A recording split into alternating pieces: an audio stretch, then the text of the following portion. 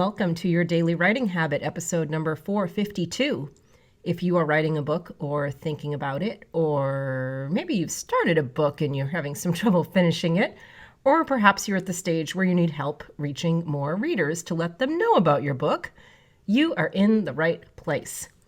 Good morning and happy Monday. I'm your host, Christine Whitmarsh, also known as Christine Inc., like that stuff we write with. Each day, I'm sharing with you the writing habits I've learned over my 19 years as a ghostwriter, book coach, and author. I have found that three things in particular have a huge impact on your success as an author, and they have the ability to turn someone who doesn't really, kinda, maybe even, sorta, see themselves as an author into a published one, or even a writer for that matter. Those three things are writing fundamentals, productivity, and mindset habits. Here's today's quote. Creativity comes from a conflict of ideas. Donatella Versace.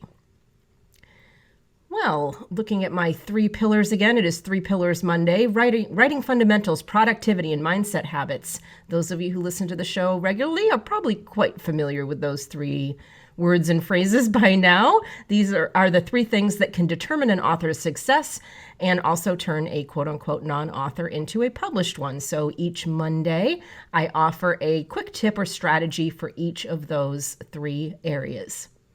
Here's today's writing fundamentals tip. Sometimes as authors, we run into trouble when we confuse real life and our writing. Let me explain.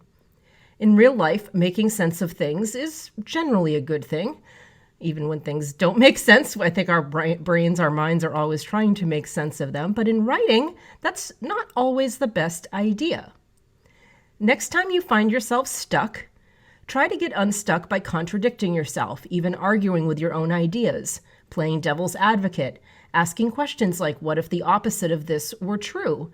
Trying to really create conflicting ideas, kind of mix things up and see what happens. Remember the quote from the top of the show, creativity comes from a conflict of ideas. And here's today's productivity habit tip. Often the key to making your writing time more productive is to spend as much time as possible before you write a single word, daydreaming, visioning, mind mapping, and other forms of brainstorming as you explore your ideas before you attempt to put them on paper. There's a joke I've seen on social media where if you see an author, staring out the window and absentmindedly, washing the same dish over and over for a half an hour, don't disturb them. They're working. Brainstorming is a pretty valuable part of writing. And I have found that the more that I do that mental prep work, the easier the words flow when I do finally sit down to write. There's a definite kind of return on your brainstorming time investment for me. So as long as you don't spend so much time that you forget to write, it can actually count as part of the writing process. So you can say you were productive because you were brainstorming and visioning. So I find, it's just kind of like a bank where I'm just, putting in all the brainstorming and the ideas and the thinking and connecting dots and really just letting my mind wander. And I definitely get a return on that when I sit down and write. My brain has formed all these things magically without me even knowing it. And finally, here's today's mindset habit tip. If you're thinking of writing your memoir or really any book where you're sharing your personal life stories and you're still stuck on who cares what I have to say, I have an idea for you. Look up some memoirs on Amazon and read their reviews. Those are the people who care what you have to say. Those are the people who like to hear other people's life stories. And look up the regular people ones. Don't look up the celebrity ones. Of course, everybody cares what celebrities have to say. So people are just like that. They love the life stories. What you're seeing in those reviews, those words, that's the actual human impact of sharing your life story. And I've actually been overwhelmed with the words about my own memoir, The Power of the Curve.